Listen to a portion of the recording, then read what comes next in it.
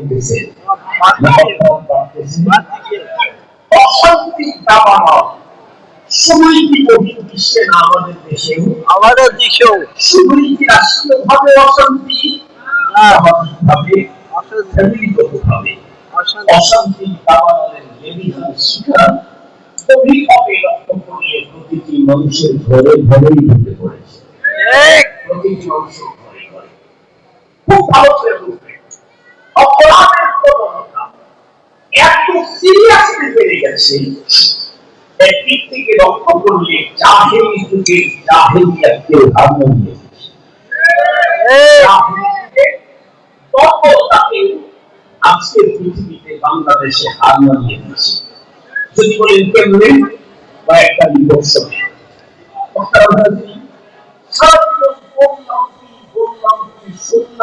দেখলাম এখন কি দেখি শুনি সারাজীবন আপনারা পড়েছেন, আমরা পড়েছি, দেখেছি, শুনেছি। পৃথিবীর সব মানুষ পৃথিবীর দুইজন মানুষ কখনো পর হয় না। একজন হলেন গর্ভধারিণী মা, আর একজন হলেন জন্মদাতা বাবা। এই দুইজন পর হয় না। কিন্তু আজকে বাংলাদেশে কি দেখছি? আজকে বাংলাদেশে দেখতেছি গর্ভধারিণী মায়ের কাছেও সন্তানের জীবন নিরাপদ না, জন্মদাতা পিতার কাছেও সন্তানের জীবন নিরাপদ না। আপনাদের টুরিস্টদের ঘটনাই তো সারা বাংলাদেশকে তাক লাগিয়ে ফেলেছে। এই পরিণাম যুবতীদের শুধুমাত্র কেবলমাত্র প্রতিপক্ষকে আইন করবার জন্য ঘুমন্ত একজন মেয়েকে গর্ভধারিণী মা, জন্মদাতা বাবা এবং চাচি তিনজনে মিলে গভীর তাকে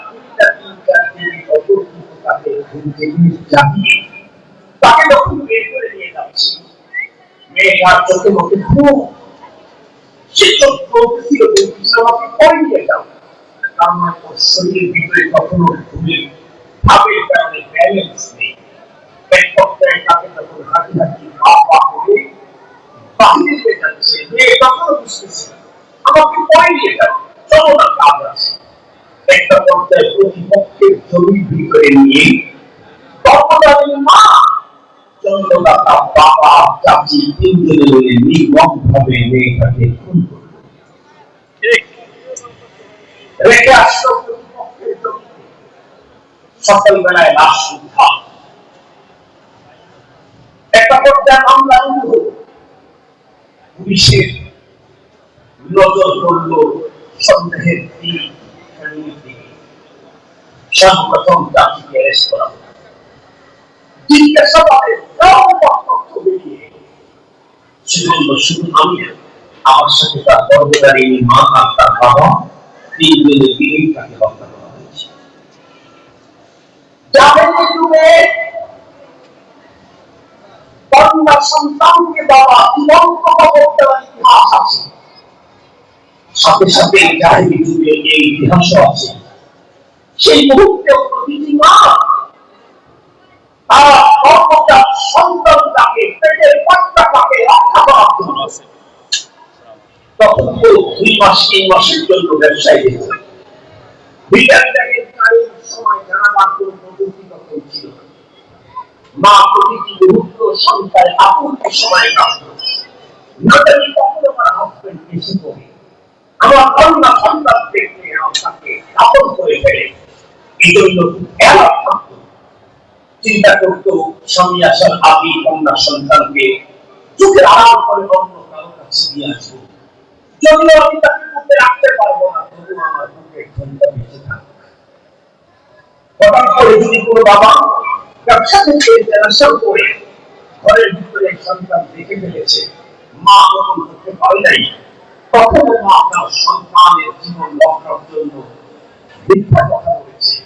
এই সন্তানটা আমার না, অন্য একজনের আমার কাছে দিয়ে গেছে, 2 দিন পরে নিয়ে যাবে। এর ভিতরে মা কন্যা কাজ করে কন্যা সন্তানকে নেওয়ার জন্য কন্ট্যাক্ট করে ফেলত। জাহেলি যুগের মা তার সন্তানকে রক্ষা করার জন্য এত কাজ করল। আজকের আধুনিক যুগের মা যুবতী মেয়েটাকে প্রতিপক্ষকে খালি করার জন্য নির্মমভাবে ফোন করলো। এবং আজকের যুগে এই নারীদের এই অপকর্ম জাহেলিয়াতের বর্বরতাকে হার মানিয়ে দিয়েছে কিনা? পেপার পত্রিকা খোলেন, সামাজিক যোগাযোগ মাধ্যম দেখেন, শত শত সন্তান আজকে বাংলাদেশে মায়ের পরকীয়া করি। শুধু কি তাই? ভালো করে বুঝবে, পৃথিবীর ইতিহাসে আমি এমন নাম শুনলে হয়তো বা বলছি, যেটা বাংলাদেশে এখন ঘটে যাচ্ছে। আমাদের সবাই এক মেয়ে তার বাবাকে ফোন করল। সিস্টেমটা কি ছিল? বাবাকে খুন করবার জন্য সে আগে থেকে অনেক কঠিন সূত্র প্ল্যান তৈরি করল। একটা পর্যায়ে তার বাবাকে খুন করার জন্য বাবাকে জীবনানাশক মেডিসিন খায়। বাবা দেহটা যখন একদম মৃত্যু, শুধু নিঃশ্বাসটা চলতে আসে, কোনো অনুভূতি নেই, ঠান্ডা মাথায় যন্ত্রদাতা বাবাকে খুন করল একজন মেয়ে। খুন করেই সিদ্ধান্ত হলো না, বাবার কচকচে ছুরি বাবার বুকের ভিতরে কচকচে ঢুকায় দিচ্ছে, আজকে বের করতেছে, আর সেটা আবার সে ভিডিও করতেছে। নাটক মঞ্চস্থ করলো এক ভয়ঙ্কর বিভৎস। সে যে শব্দগুলি তখন বলতেছিল সেগুলি অত্যন্ত লজ্জাজনক, ভয়ঙ্কর, মানবতার জন্য এক কলঙ্কের সিরিয়াস কথা। সে নাটক তৈরি করলো তার বাবা নাকি তার সাথে খারাপ আচরণ করেছে। নাউজুবিল্লাহ। এই যখন ভিডিও ভাইরাল হলো, বাঙালিতে হুজুর, বাঙালির বিবেকের চাইতে আবেগ বেশি। কথা বলেন না কেন? বাঙালির বিবেকের চাইতে আবেগ বেশি। তাকে মাথা উপরে না চাইতে থাকে, অথচ একটু ওয়েট করা দরকার ছিল। বাঙালির কথাটা এসেছে, একটু সফর করো, দেখো সামনে কেমন হয়, সেগুলি দেখার সুযোগ বাঙালির নাই। এ কারণে বাঙালি একটা সময় সন্তান কিছু করেছে, কিছুদিন থেকে না দেখি এখন স্থানের গলায় অমুকটা নেয়, তমকটা নেয়, অমুক থেকে যাও, তমক থেকে যাও। এটা আমাদের বাঙালি একেবারে চরিত্র মনে একটা সিরিয়াস নিয়ে জিনিস। একজন খুবই বড় চমৎকার বলে দিয়েছেন, ইবতিদায়ে ইশক হ্যায় রোতা হ্যায় ক্যা, ইবতিদায়ে ইশক হ্যায় রোতা হ্যায় ক্যা, आगे आगे चलते देखो होता है क्या। বাংলাদেশের পুরো এক নামি দামি বক্তা আমার সামনে আমার আগে বয়ান করতেছিলেন, অন্যদের প্রশংসা করলেন। বয়ান শেষে আমি তাকে বললাম, বলেন আপনি এত প্রশংসা করলেন? উনি তখন বললেন, ভালো করলে তো ভালোই বলতে হয়। আমি বললাম, ভালো করলে অবশ্যই ভালো বলতে হয়, কিন্তু একটু অপেক্ষা করে বলতে হয়।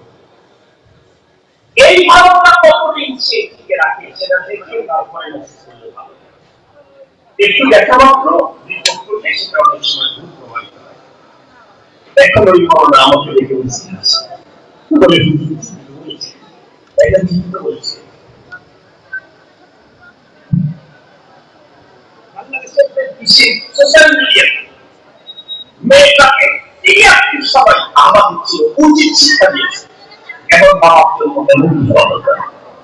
প্রশাসন যখন নাস্তিক করলো, প্রথমেই তার মেয়েটাকে অ্যারেস্ট করলো। জিজ্ঞাসাবাদের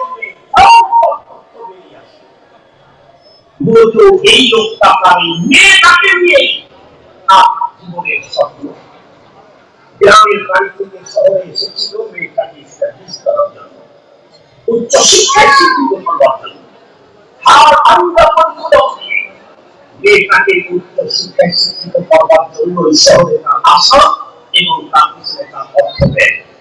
কিন্তু বাবা একটু দেখলেন, ভার্সিটি লাইফে যাওয়ার পরে মেয়ের জন্য ফ্রেন্ড সার্কেল অনেক বড়। কি ফ্রেন্ড সার্কেল? ফ্রেন্ড সার্কেল তেমন খারাপ না, বান্ধবীর সংখ্যা অনেক বেশি। মেয়েদের তো বান্ধবী থাকতেই, কিন্তু খারাপের কিছু নেই। কিন্তু এই বান্ধবীদের সাথে তার চলাফেরা বাসা অবস্থানটা যেন এক বিভৎস ভয়ঙ্কর এক রূপ, যেটি মনে হচ্ছে তার ট্রান্সজেন্ডার এই এজেন্ডা বাস্তবায়নে রয়েছে। এক কথায় আরো সহজ করে বলি, তারা বান্ধবীদের সাথে তাদের সমকামিতার সম্পর্ক। বাবা তখন চিন্তা করলেন হায় হায়, একে রক্ষা করতে হবে।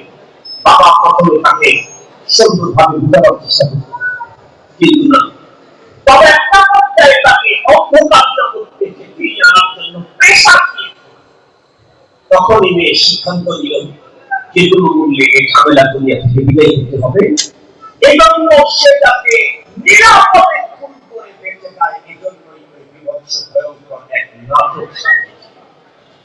আমি এই কথা জিজ্ঞাসা করতে চাচ্ছি, তাহলে বলুন জাহিলি যুগে কোন মেয়ে কর্তৃক বাবা ওদের ইতিহাস কোনদিন পুরুষ জীবনে কোনদিন পড়েছিলেন, শুনেছিলেন? একটু জোরে বলেন। আজকের বাংলাদেশে মেয়ে কর্তৃক জন্মদাতা বাবাকে বিভৎসভাবে হত্যা করার মতো লজ্জাজনক ভয়ঙ্কর দুর্ঘটনা আমাদের দেশে এই অপরাধ সংঘটিত হচ্ছে। শুনলে অবাক হবে, এই পৃথিবীতে মানুষ কোথায় যাবে? কামিয়া কথা আছে। আমরা তো বাংলাদেশে এখন থেকে 10 বছর আগ পর্যন্ত বা 12-14 বছর আগ পর্যন্ত এই কোন পরীক্ষণ এই অপহরণ অনেক শুনেছি, কিন্তু মুসলিমের ইমাম, খতিব, মাদ্রাসার মুহাদ্দিস